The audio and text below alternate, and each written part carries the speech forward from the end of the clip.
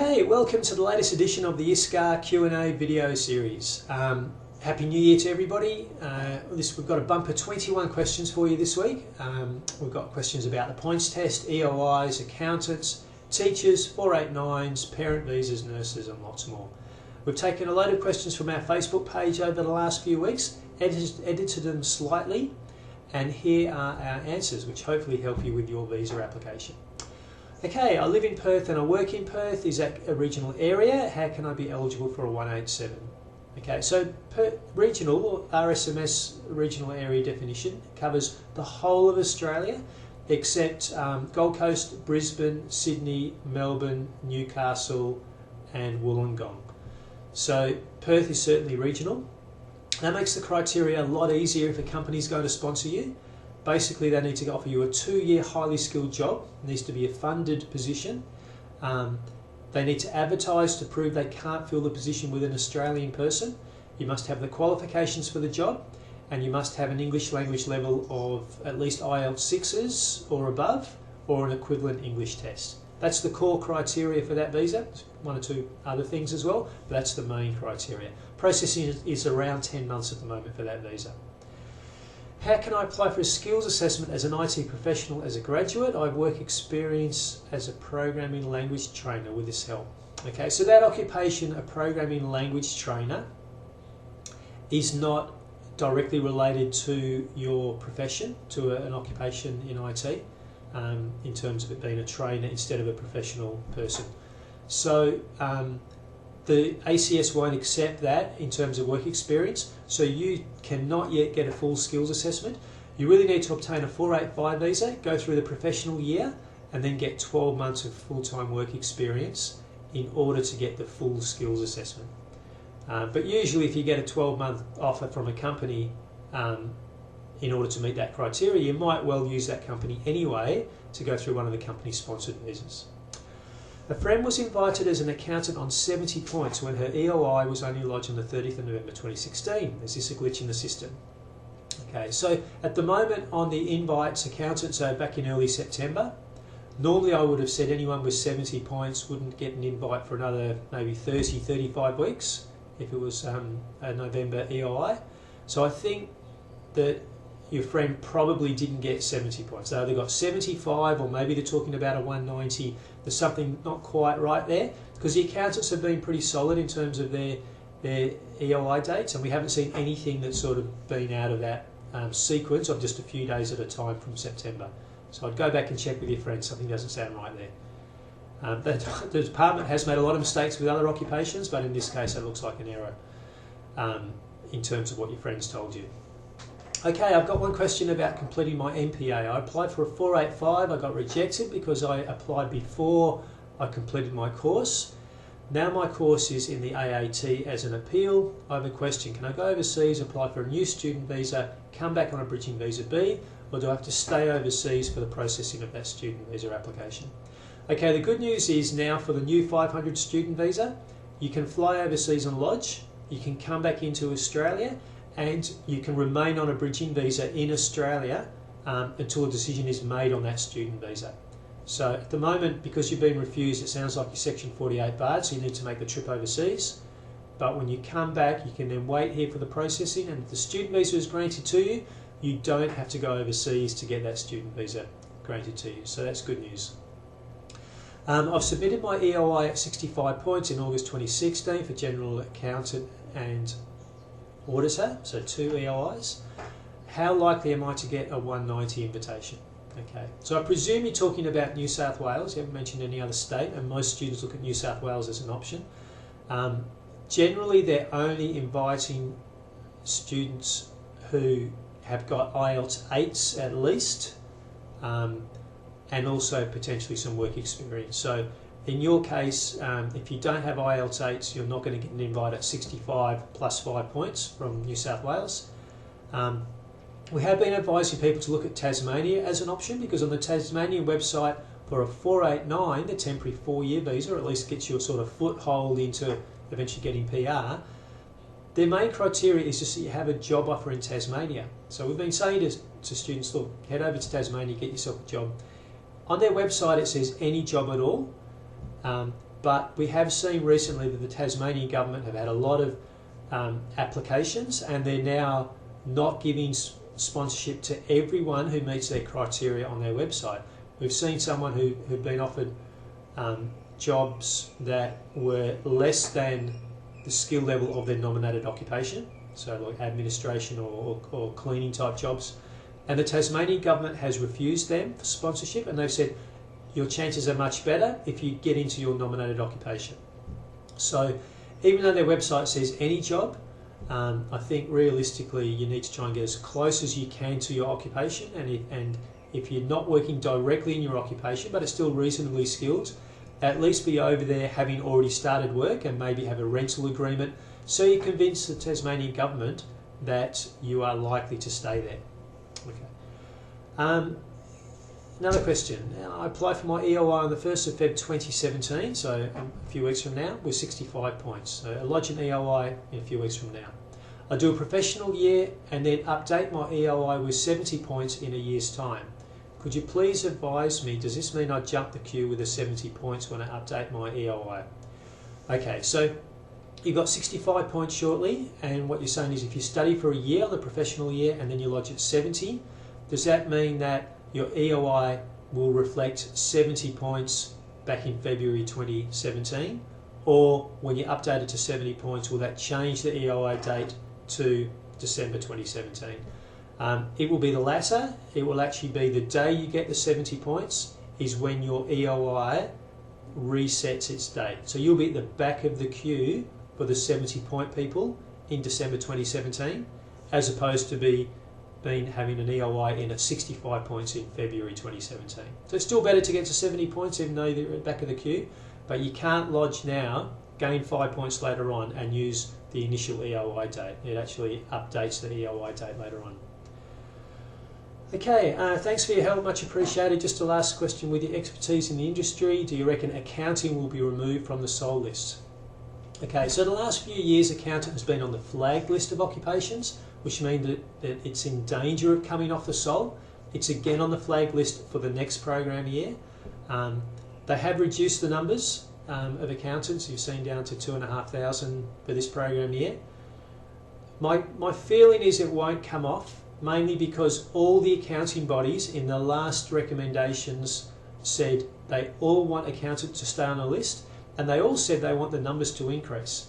So if your actual professional body, which doesn't just skill assess those occupations but also has members from the whole industry, residents, citizens, overseas people, if they're saying they want accountant to remain on the list and to expand in numbers, I can't see the department deciding against that industry recommendation. At the end of the day, the department is really reflective of the economy and what the industry want, and the industry should be a good barometer of that. So in my view, it will stay on, but look, we've been surprised before. We'll certainly give more updates on Facebook as we get some more of the thoughts the department have been given nearer to July next year. So we'll be able to see when the CPA and Chartered Accountants give their recommendations, and then we'll put that on Facebook and we'll show you what they're recommending. That'll give a good insight into what might happen next year. Okay. Hi, do you have an office in Sydney? I want to apply for a 489 in Tasmania. Okay, so we don't have an office in Sydney. We look after applications for people all around the country, all over the world. We're actually, our 20th year is coming up next month.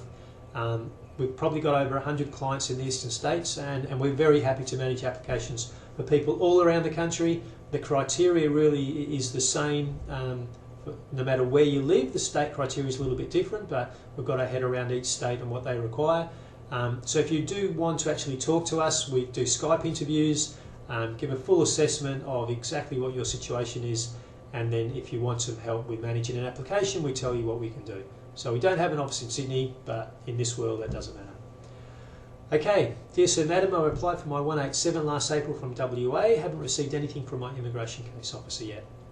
Okay, not surprising, they're currently processing February 2016 cases. You lodged yours in April 2016. There's no point getting in touch with the department.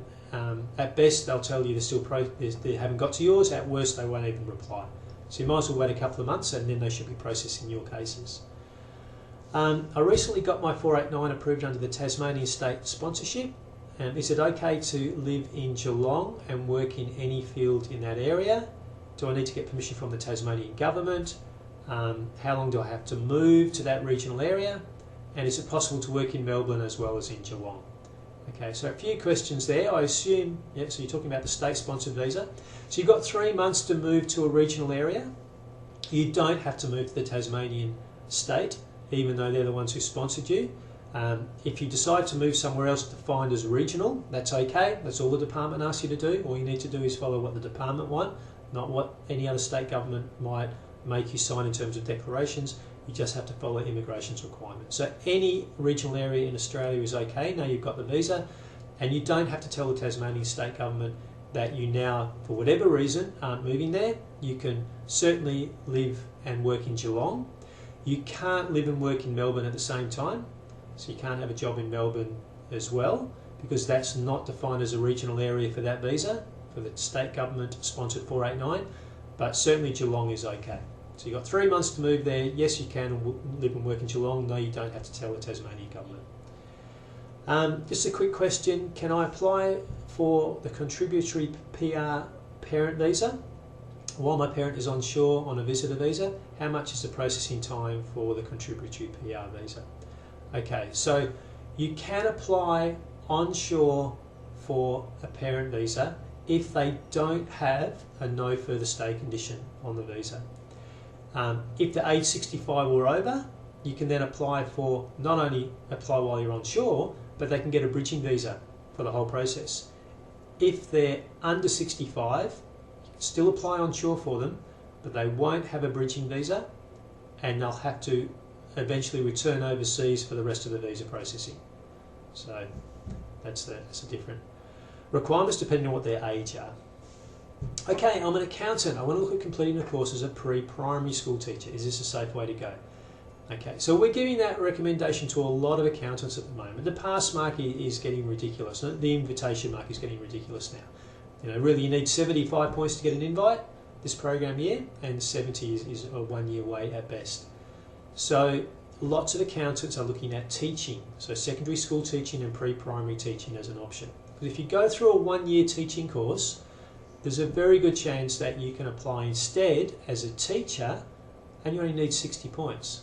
So it's quite a good pathway to go. Pre-primary school teacher is not on the flagged list, so it's a good sign that it won't come off the skilled occupation list. And so if I was in your position as an accountant, I would definitely consider pre-primary school teacher or secondary school teacher, because in a year's time you could well have a permanent application in. Look, if something happens to accountants in the meantime, good luck, if it's a good news, but at least you've been proactive and you're doing something that potentially will help you. Okay, I need to inquire regarding the employer sponsorship visa. I've done my diploma in childcare, have experience of 3 years in childcare, and my employer is happy to sponsor me in her childcare, which is located in remote WA. Can you guide me? Okay, so you're in remote Western Australia. You're better off going for the RSMS visa, which doesn't require any proof of work experience, or importantly doesn't require a skills assessment. So if you have a diploma in childcare and the position is as a group leader, which has got a certain definition in terms of its duties, then that's the best way to go. You meet the skill level. Most childcare organisations are reasonably well funded. We charge $4,200 as our fee for managing it, less any fees you've paid us for consultations. But look, you're welcome to drop us any questions about that, and if you need our help later on, drop us a line. Hi mate, wanted to ask if my subclass 476 is ending in April, can I apply for a study visa like a graduate diploma course?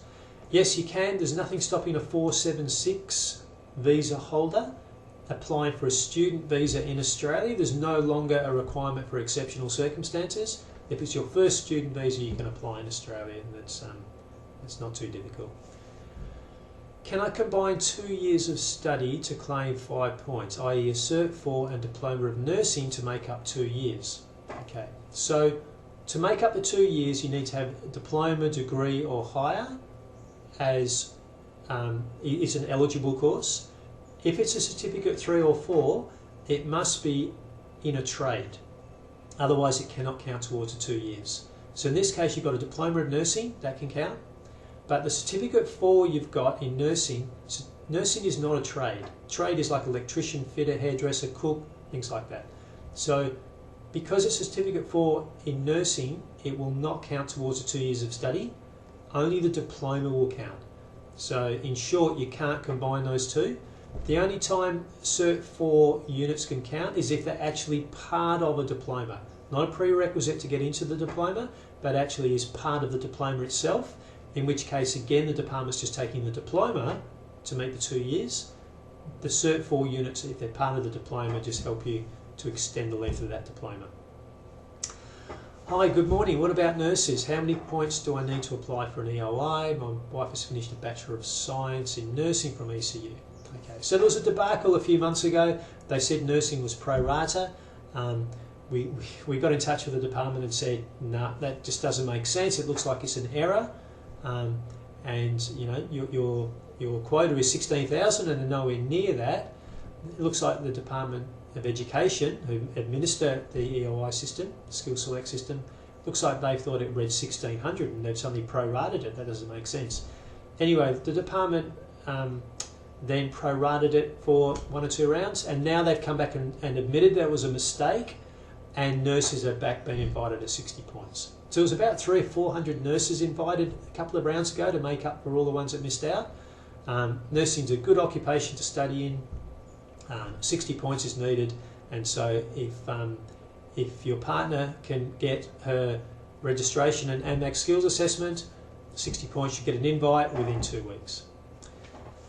Do I need a police report from where I studied my 4-year bachelor degree, or would it be enough if I have the police report from my country? Okay, so you need a police report from every country you've lived in the last 10 years since you've turned 16, that you've lived more than 12 months in that country. All right, so if you're 24 years old, it's aged between 16 and 24, it'll be an 8-year period, and every country you've lived in for more than 12 months. If you're 30 years old, go back the last 10 years, it's between 20 and 30. Any country you've lived more than 12 months in accumulation, that's where you need a police clearance from. Hi, I'd like to get some information about a tourist visa. My mother-in-law and brother-in-law had applied for a tourist visa. My mother-in-law was granted, my brother-in-law was refused. Now in this scenario, what is the option for my brother-in-law? Can he reapply for a tourist visa, as my mother-in-law is old and she cannot travel by herself? Okay, so it's a really awkward position. I'm not sure if you mentioned in your mother-in-law's visitor visa application that your brother-in-law had to travel with her, but whatever's happened, and she's got the visa and he hasn't. So really, it's a matter of showing he's a genuine tourist. So I think what you need to do is maybe relodge that application and prove he's got reasons to go back to his country, so that if he visits Australia, they can be confident that he's got to go back to his home country afterwards, because he's got a wife there, he's got kids there, he's got a job that he's got a letter of leave from for a short period of time, so he wants to return back to his job, might have a house there, he's got friends there. He's got to be able to convince him he's got all these reasons he wants to go back to his home country, and also maybe get a letter from the doctor of your mother-in-law, where the doctor is saying that in their opinion she needs someone to accompany her, so that helps as well, and have a really strong itinerary of what she's going to do here. All right, so the department know that it really is going to be holiday stuff, maybe catching up with family and friends, rather than any danger that he's going to work or try and stay here longer than he should. That should improve your chances. I think you need to relodge that application. Hi, do I need a full skills assessment to be sponsored for a 489 through the Northern Territory, as it does not say it needs to be a full assessment on the Northern Territory website? Okay, so we had a client during the week asked a similar question as well. Immigration require a full skills assessment for a 489. The state governments don't have to mention that on their website. They really are talking about what extra they need. They might need a job offer, they might need you to live in that state, they might need you to have studied at Charles Darwin University, something like that. So just the fact that Northern Territory doesn't mention you need a full skills assessment is irrelevant. Just because they haven't mentioned it doesn't change the fact immigration still need it. So in this case, yeah, you need a full skills assessment for a 489. If you've just got a provisional assessment, that's not going to be good enough. Okay, my partner is assessed for different skills from VetAssess. I'm a mathematician and my wife is a community worker. Can I use her skills for my high points? Okay, she has IELTS 6s or more and overall 6.5. Okay, if you're state sponsored, 190 or 489, yes, she can be. She can add 5 points, providing she's under 50 years of age and that she has, as you said, IELTS 6s. And it's a full skills assessment. So for partner points, you need all those things. You need a full skills assessment, any occupation at all that's on the CSOL, and then under 50 and good English marks. If you were applying for a 189, which you're not because it's a mathematician, but just for other people out there, if you're applying for a 189 and you want to claim partner points, then your partner's occupation has to be on the 189 skill list as well. If you're applying under state sponsorship, then your partner can have an occupation on any occupation on the CSOL, which is about a 4 times bigger list. Okay, last question. What is the minimum IELTS band required for an applicant transitioning from a 457 to a 186 after 2 years? Okay, so even though for the 457 visa, you only need to have a 5 average and at least 4.5 in each, it's a bit of a trap because for the 186 2 years later, the criteria is slightly higher. You need to have 5 in each. It's not good enough just to have a 5 average. So if you don't have those marks, you have to redo your IELTS test or do the PTE test, which is slightly easier.